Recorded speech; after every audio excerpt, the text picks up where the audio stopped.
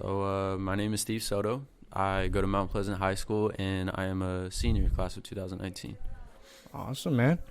So how'd you get into music, and like what inspired you to create your own music? The way I got into music, I would say, when I was in middle school, I was home alone a lot. I was kind of bored, and I remember I got this app called it was like a T-Pain app. It was like an auto-tune app or something. Yeah. And then I would listen to like Lil Wayne. I listened to like T-Pain and all them. They all have auto-tune and stuff. Yeah. I was like, oh, this is pretty cool. So I'd try it, and I would just sing their own songs. And I was and then that's kind of how I got into it. And the other way is my dad. My dad was also a DJ. He used to be a DJ and do all these clubs and everything. And so, like, just being around that environment, like, that's pretty much what got me into music and doing all that. And was it, like, in particular hip-hop in particular? Or, like, what styles did you dabble He was into? very, like, broad with, like, everything that he would listen to. Like, anything from, like, Kenny G all the way to, like, Earth, Wind, and Fire, like, stuff like that. Yeah. But I kind of narrowed it down to hip-hop once I started listening to it. Like, that was more of my taste. So. Do you think rap is like something different that you can, get involved in more than other styles? Like, what do you think about hip-hop? I feel like hip hop, rap. I feel like nowadays, like, that's what everybody's aiming for. Yeah. But what I think is cool is I like to see hip hop and rap songs that are influenced by like any type of song. Yeah. Like any type of genre of song, like when they're influenced by other ones, like I think that those are the best kind, in my opinion.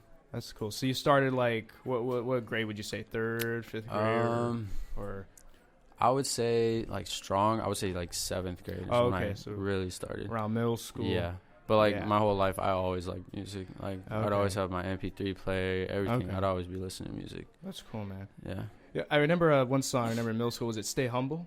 Was it that? Yeah, Stay Humble. I remember that. That was a really nice song. When did you make that one? I made that one. Let's see. So in middle school, I made that in middle school, but I didn't release it until my freshman year of high school. So that was one of my first songs that I ever put out. Yeah, it was really cool. I liked it because it had a story behind you, you know, and just like.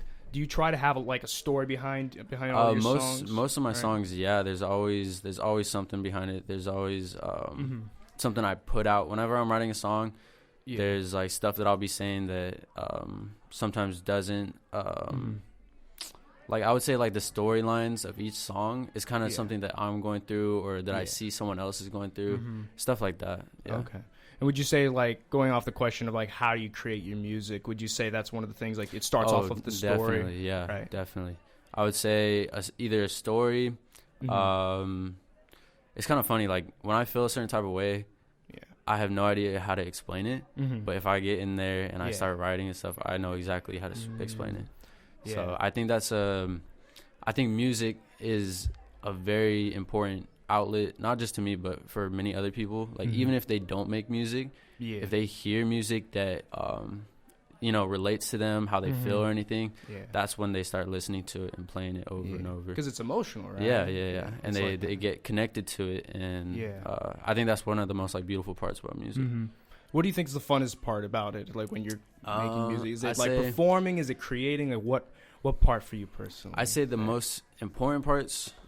The fun parts of music, I would say, is creating it and performing it. Because when you're creating, sometimes like there's some songs that I've made that I didn't mean to make. Like I kind of just made like me and my boys there in the summer, like me, Pete, Anthony, like we would just be listening to beats, and then we would just be rapping stuff like randomly, like funny stuff, and then out of nowhere, like, yo, that would be a cool song, and then we just make it. That's cool. I think the other fun part is performing, and when you're performing, to hear other people singing your songs that about how you feel, I think that's crazy. Like that's pretty cool. Yeah, that's really cool. Yeah. What about like inspiration wise? Like, because obviously you listen to a lot of different styles and stuff. Like, what are some artists in particular that you drew, inspiration from, and maybe styles? And I would say inspiration. The first rap music that I listened to was Lil Wayne. He was my first like whoa, what is this? Like, this sounds cool. Yeah. That's what really got into me. And then after that, I started listening to like Drake. I started listening to Kendrick Lamar. Like the nowadays, like Lil Uzi Vert, Lil Skies, like all those, like I think they're major creators, and I think it's really cool. That's really cool. Yeah. Yeah. What about like reactions? Because we talked about how like you thought it was really cool to see other people, singing your music, right? Yeah. So how does it feel? Like, how do you feel when people like the reactions? And what are the best reactions you've seen? I think it feels really cool. And like on the inside, I'll be like, "Yo, that's dope! Like that's crazy, people." And then on the outside, I'll be like, "Oh yeah." But like, in reality, everybody knows that's cool. Like that's something super dope, like to experience. Mm-hmm. And I feel like every artist, no matter what kind of music they do, I feel like they experience that in some type of way. Yeah. And I'm trying to think of like the craziest. I don't know the craziest, but I think one of the funniest happened like last week. Uh-huh. I was standing outside of Mount Pleasant. Me and Carlos, and we were waiting for our ride. Yeah. And then these little kids were walking down the street on the other side of the street. Oh. And then he stops. One of the kids stops, and he's on a scooter, and he looks at me. He goes, "Steve Soto." And I turn, and I was like, "Oh, what's going on?" And then Carlos was like, "Oh, do you guys want a picture?" And he's like, "Yeah." And then I was like, "Oh, okay, do you have your phone?" He goes, "No." And I was like, "Oh, damn." I was like, "Well, I don't know how you're going to get a picture." He goes, "All right, next time."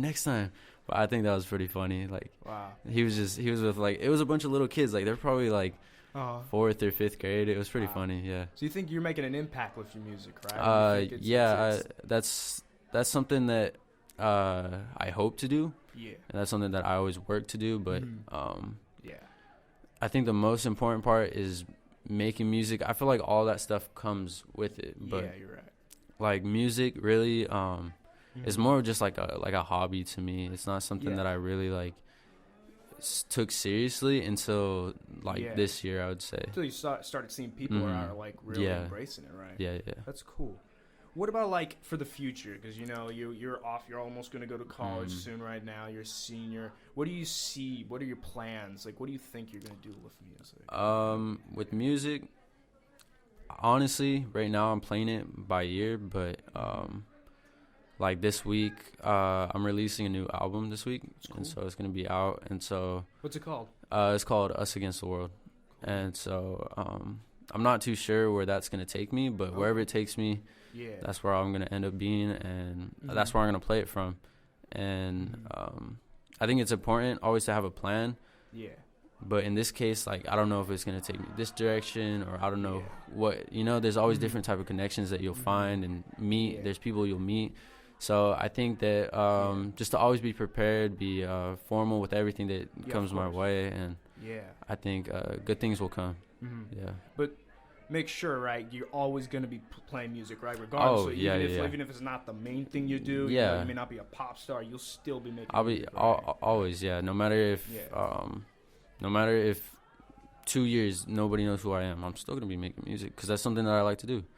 And that's how I feel. If I feel a certain type of way, like I said before, I'm horrible with words, horrible at that stuff. But then for some reason with music, I'm like, this is natural. Yeah. So if it's something natural for me to do, then I feel like that's something I should keep doing. Yeah.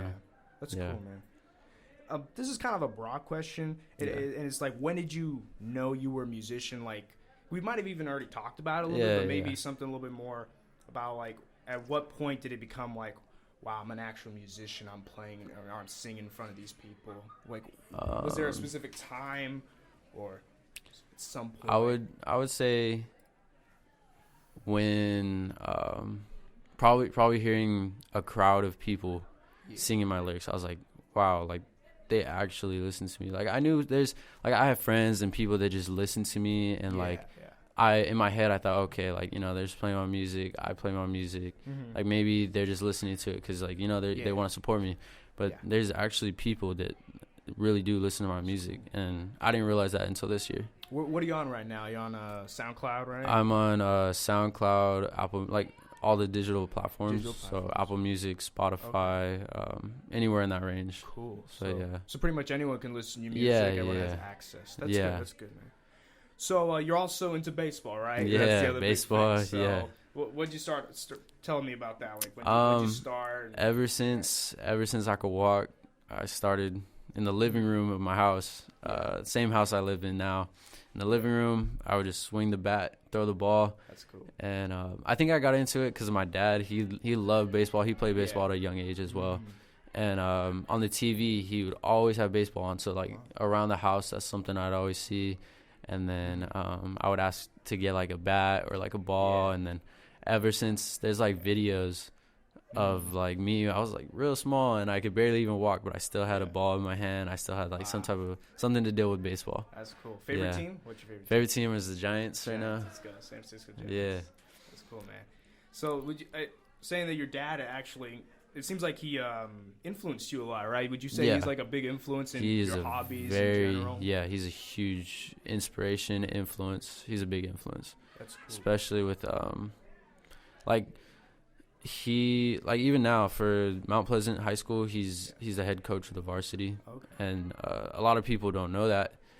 And the people that do, they think, oh, it's daddy ball or it's father son type of, but not once on a baseball field have I ever called him dad.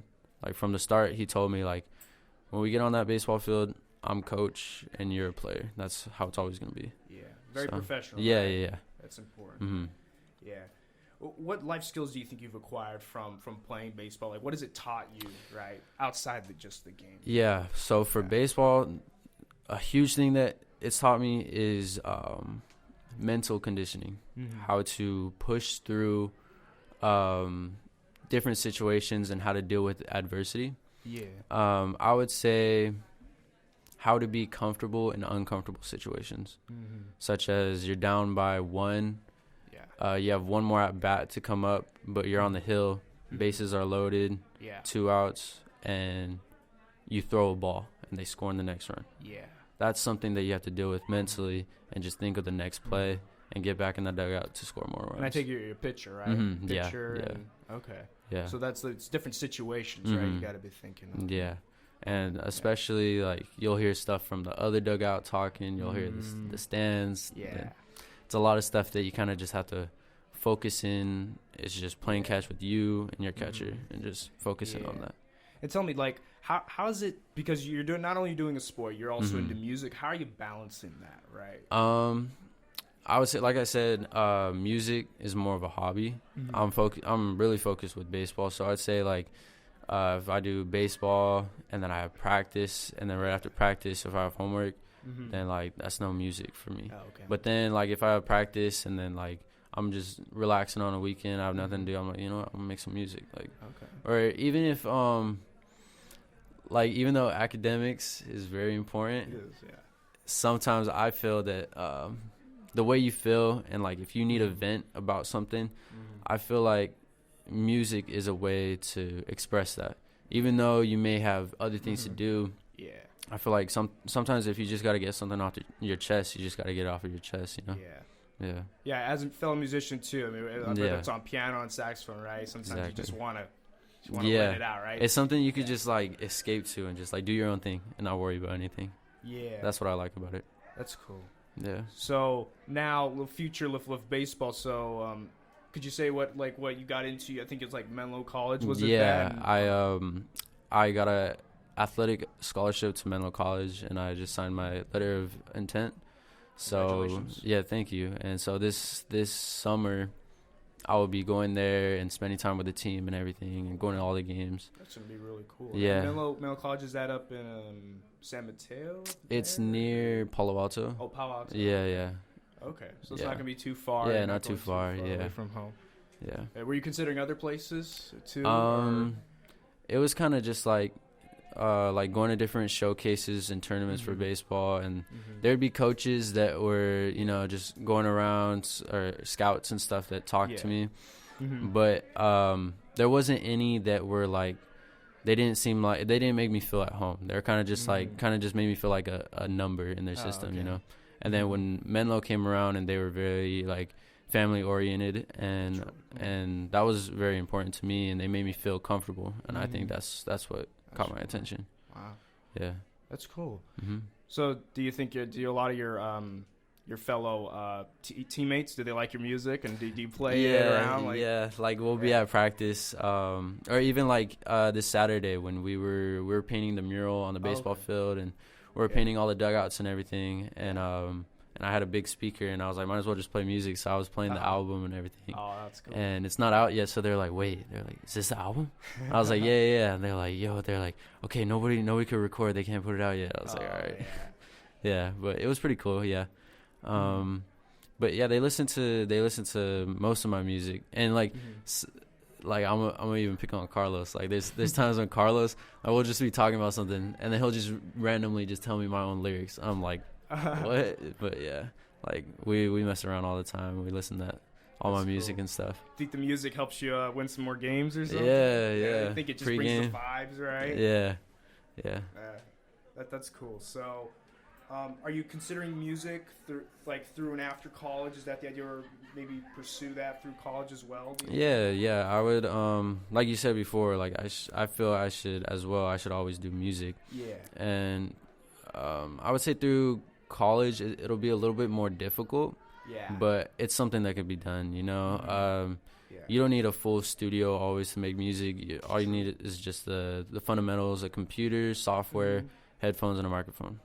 That's something that I could work with. Yeah. And just one more question. Like, you know, in this day and age, we're surrounded by technology, and it's so much easier to create music rather than like 30 years ago. It was so much harder. Like, so what do you use, and what has made it so much easier for you now to make music and to release it? What's made it easier for me now is what made it harder for me before. So all the things that I was struggling with just worked up to the point where, like for example, I use Logic Pro X, and so there's an EQ, and there's different channels of EQs and presets, and before I used to use like GarageBand, and I'd go into each preset, fix it how I want it, and that would take up to like 2-3 hours just fixing each thing for my vocals. But now I just get in there, and because I did all that work, now I just get in there, I press one button, and it's set, it's done. Good, right? Yeah, so I think that's something that really helped. Like me and my dad, because he's an audio engineer, and so he would sit there with me and teach me all these things, and like what EQs are, anything ranging from limiters to de-essers, all that stuff. And so he would sit there, and we would make all these little presets, and for each category. And so now I just gotta select one, and then it clicks on all, and that's it. So you've almost become like an audio engineer too, right? You've learned a lot of things too. So not only are you just an artist creating, right? Yeah. You're also now it's creating like that. Yeah. That's really cool, man. Yeah. Thanks, Steve, for the interview. Thank you for having me. Yeah. MPHS Podcast.